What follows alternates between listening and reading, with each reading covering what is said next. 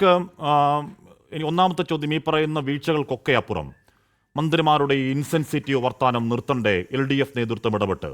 രണ്ടാമത്തെ കാര്യം, പ്രധാനാധ്യാപികയ്ക്കെതിരെ സസ്പെൻഷൻ ഉള്ളതുകൊണ്ട് മാത്രം ആ പ്രശ്നത്തിന് പരിഹാരമായോ ജെക്സി തോമസ്?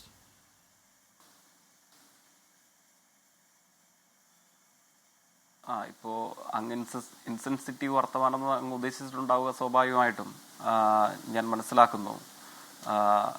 കൊല്ലം ജില്ലയിൽ നിന്ന് തന്നെയുള്ള ഈ കാര്യങ്ങളിൽ CPIയുടെ നേതാവ് കൂടിയായിട്ടുള്ള വകുപ്പ് മന്ത്രിയെ സംബന്ധിച്ചുള്ള പ്രതികരണമായിരുന്നു. എനിക്ക് പൂർണ്ണമായും വാർത്തകൾ അങ്ങനെ സമഗ്രമായി പരിശോധിക്കാൻ അവസരം കിട്ടിയിട്ടില്ല.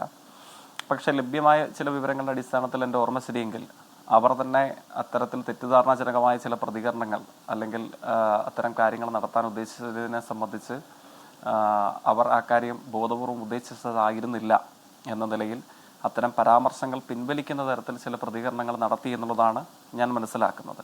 പിന്നെ മാത്രമല്ല, ഞാൻ ഇപ്പോഴും സത്യസന്ധമായി മനസ്സിലാക്കുന്നു, അത് വകുപ്പ് മന്ത്രിയാവട്ടെ മറ്റാരുമാവട്ടെ, രാഷ്ട്രീയ പതാകകൾക്കൊക്കെ അപ്പുറം ഇത്തരത്തിലുള്ള സംഭവവികാസം ഉണ്ടാകുമ്പോൾ നമുക്കെല്ലാവർക്കും ആ കാര്യങ്ങൾക്കകത്ത് സത്യസന്ധമായ നടുക്കവും ദുഃഖവും ആശങ്കയും ഒക്കെ ഉണ്ടാവാറുണ്ട്. അത് ഏതെങ്കിലും താൽക്കാലികമായ ഒരു നാവുപിഴയുടെ പേരിൽ ഒരാളാകെ മനുഷ്യത്വവിരുദ്ധ സ്വഭാവത്തിൻ്റെ കേരളീയ മുഖമാണ് അല്ലെങ്കിൽ അതിൻ്റെ പ്രതീകമാണ് എന്ന നിലയിൽ അടച്ചാക്ഷേപിക്കുന്ന സാധ്യതയുള്ളതായിട്ട് എനിക്ക് തോന്നുന്നില്ല. കാരണം നമ്മൾക്കെല്ലാവർക്കും ഈ കാര്യങ്ങൾക്കകത്ത് മരിച്ച കുട്ടി ആരുടേതാണെങ്കിലും, ഏത് കുടുംബത്തിൽപ്പെട്ടയാളാണെങ്കിലും, ഏത് പ്രദേശത്ത്, ഏത് ഗ്രാമത്തിൽ, ഏത് ജില്ലയിൽപ്പെട്ടയാളാണെങ്കിലും നമുക്ക് പരിചയമുള്ള നമ്മുടെ ഒരു സ്വന്തം കൂടപ്പിറപ്പ് മരണപ്പെട്ടതുപോലെ വേദന അനുഭവിക്കുന്നവരാണ് ആർദ്രതയുള്ള മനുഷ്യപ്പറ്റുള്ള മുഴുവൻ മലയാളികളും എന്നുള്ളതാണ് ഞാൻ മനസ്സിലാക്കുന്നത്.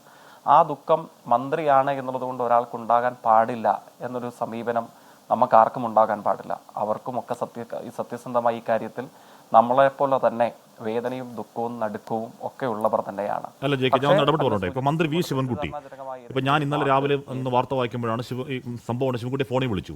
അക്ഷരാർത്ഥത്തിൽ ശിവൻകുട്ടി കരയാതിരുന്നത് മന്ത്രി ആയതുകൊണ്ട് മാത്രമാണ്. അതിനുശേഷം എത്രമാത്രം പക്വമായ സമീപനമാണ് ശിവൻകുട്ടി പറഞ്ഞുകൊണ്ടിരുന്നത്. അത് ഹൃദയത്തിൽ കൊണ്ട സമീപനമാണെന്ന് കേൾക്കുന്ന ആർക്കും മനസ്സിലാവും. ജെക്സി തോമസെ, ഈ മന്ത്രി J. ചിഞ്ചുറാണി ഇവിടെ ഈ ഉത്തരവാദിത്വമില്ലാത്ത വർത്താനം പറഞ്ഞു. അത് കഴിഞ്ഞ് പോയി സുംബ കളിക്കുകയാണ്. സുംബ കളിക്ക് ഈ സംഭവം അറിഞ്ഞതിന് ശേഷമാണ് ആ കളി, ആ പാട്ട് വക്ക സാമസാമൻ എന്തെന്ന് ആ പാട്ട് തീരുവോളം ആ സുംബ കളിച്ചുകൊണ്ടിരുന്നു. ഇതൊക്കെ ഏശാത്തതുകൊണ്ടല്ലേ യഥാർത്ഥത്തിൽ ജെക്സി തോമസ്? അല്ല, ഇപ്പം ഞാൻ അതിനെ സംബന്ധിച്ച് ദീർഘമായ വിശദാംശങ്ങളിലേക്ക് പോകാൻ വേണ്ടിയിട്ടല്ല. പക്ഷേ നമ്മൾ കാണേണ്ടത്, ഇപ്പം അങ്ങ് പറഞ്ഞു, ഇത്തരമൊരു പ്രതികരണം നടത്തിയതിനു ശേഷം വകുപ്പ് മന്ത്രി നേരെ പോയി മറ്റൊരു നൃത്താവിഷ്കാരത്തിൽ അല്ലെങ്കിൽ കായികാഭ്യാസം കൂടെയായി മാറിയിട്ടുള്ള ഒരു നൃത്താവിഷ്കാരത്തിൽ പങ്കെടുക്കുകയായിരുന്നു ചെയ്യുന്നത്.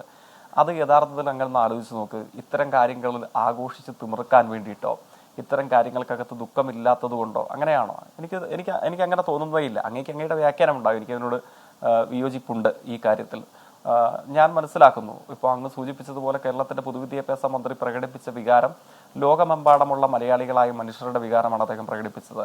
അതേ ദുഃഖം, അതേ നടുക്കം, അതേ ആശങ്ക സത്യസന്ധമായി ഹൃദയങ്ങളിൽ പേറുന്ന ഒരാൾ തന്നെയാണ് അങ്ങ് സൂചിപ്പിച്ച ശ്രീ ചിഞ്ചുറാണി എന്നുള്ളതാണ് എൻ്റെ അനുഭവം. ഞാൻ മനസ്സിലാക്കുന്നത് അങ്ങനെയാണ്.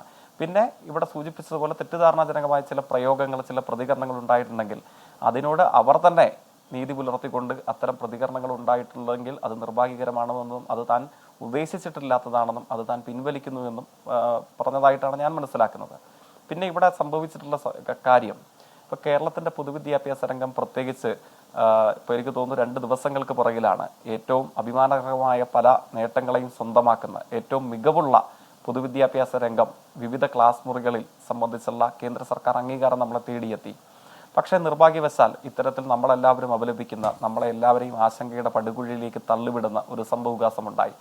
അത്തരം ഒരു സംഭവവികാസം ഉണ്ടായാൽ നമ്മുടെ ഇന്നയോളമുള്ള എല്ലാ ചരിത്രഘട്ടങ്ങളിലും ഇങ്ങനത്തെ ഒഴിവാക്കാൻ കഴിയുമായിരുന്ന ഒരു സംഭവവികാസം ഉണ്ടായാൽ നമ്മളെല്ലാവരും സ്വീകരിക്കുന്ന ഒരു സമീപനം ഇനി ഇത്തരത്തിലൊന്നും എങ്ങനെ ആവർത്തിക്കാതിരിക്കാം എന്നതിനെ സംബന്ധിച്ചുള്ള പഴുതടച്ച നടപടിക്രമങ്ങൾ സ്വീകരിക്കാനുള്ള ഒരു ജാഗ്രതയുടെ രൂപമായി ഇത്തരം സംഭവവികാസങ്ങൾ ഉപയോഗപ്പെടുത്തുക എന്നുള്ളതാണ്.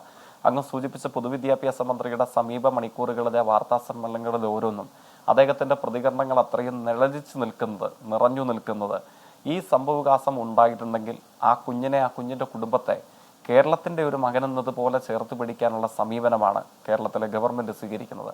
അതോടൊപ്പം ഞാൻ മനസ്സിലാക്കുന്നു, എൻ്റെ അറിവ് ശരിയെങ്കിൽ കേരളത്തിലെ എല്ലാ എയ്ഡഡ് വിദ്യാഭ്യാസ സ്ഥാപനങ്ങളും പ്രത്യേകിച്ച് മറ്റു സ്കൂളുകളിൽ പൊതുവിലും പ്രത്യേകിച്ച് ഇത്തരം പരിശോധന ശക്തമായി തന്നെ നടത്താൻ വേണ്ടിയിട്ടുള്ള ഉത്തരവ് ഇതിനോടകം വന്നു കഴിഞ്ഞിരിക്കുന്നു. നമുക്കറിയാം, മെയ് മാസം 13 2025 സ്കൂൾ പ്രവേശനത്തിന് തൊട്ട് മുമ്പ് കേരളത്തിലെ പൊതുവിദ്യാഭ്യാസ വകുപ്പ് ഇറക്കിയ സവിശേഷകരമായ ഉത്തരവിന്റെ 1-ാം ഭാഗം എന്ന് പറയുന്നത് സ്കൂളുകളുടെ സുരക്ഷയെ സംബന്ധിച്ചുള്ളതാണ്. അതിന്റെ 9-ാമത്തെ ഭാഗം, എൻ്റെ ഓർമ്മ ശരിയെങ്കിൽ അതിന്റെ 9-ാമത്തെ ഭാഗം ഇത്തരത്തിൽ ഇലക്ട്രിക് പോസ്റ്റുകൾ, താഴേക്ക് തടവി നിൽക്കുന്ന ഇത്തരത്തിലുള്ള വൈദ്യുതി ഉപകരണങ്ങൾ, അല്ലെങ്കിൽ സുരക്ഷാ വേലിയില്ലാത്ത ട്രാൻസ്ഫോർമറുകൾ, വൈദ്യുതി കമ്പികൾ, ഇത്തരം കാര്യങ്ങളെ സംബന്ധിച്ച് പരിശോധിച്ച് KSEBക്ക് മുന്നറിയിപ്പ് നൽകാനും ആവശ്യമായ മുൻകരുതലുകളും നടപടിക്രമങ്ങളും സ്വീകരിക്കുന്നുവെന്ന് ഉറപ്പുവരുത്തുവാനും ജില്ലാ വിദ്യാഭ്യാസ വകുപ്പിന്റെ ഉപഡയറക്ടർമാർക്കും SSIയുടെ പ്രൊജക്ട് ഓഫീസർമാർക്കും പ്രിൻസിപ്പൽമാർക്കും ഒക്കെ അയച്ച കത്താണ്. ഇക്കാര്യങ്ങളിൽ ആരുടെ ഭാഗത്തുനിന്ന് വീഴ്ച സംഭവിച്ചിട്ടുണ്ട്? ഞാൻ മനസ്സിലാക്കുന്നു സ്കൂൾ മാനേജർക്ക് ഉൾപ്പെടെയുള്ള ആളുകൾക്കെതിരെ ഇതിനോടകം നടപടിക്ക് പൊതുവിദ്യാഭ്യാസ വകുപ്പ് നിർദ്ദേശം നൽകിയിട്ടുണ്ട്. പക്ഷെ അത് മാത്രമല്ല, ഇക്കാര്യങ്ങളിൽ ആരുടെ ഭാഗത്തു നിന്ന് കുറ്റകരമായ ഒരു അലംഭാവം ഉണ്ടായിട്ടുണ്ട്, അവരുടെ നേർക്കെല്ലാം പഴുതടച്ച നടപടിക്രമങ്ങൾ സ്വീകരിക്കും. ഭാവിയിൽ ഇത്തരത്തിലൊന്നും ആവർത്തിക്കാതിരിക്കാൻ മാത്രം സുരക്ഷയുള്ളത് കൂടെയാക്കി നമ്മുടെ വിദ്യാഭ്യാസ ക്രമത്തെ മാറ്റിയെടുക്കുക.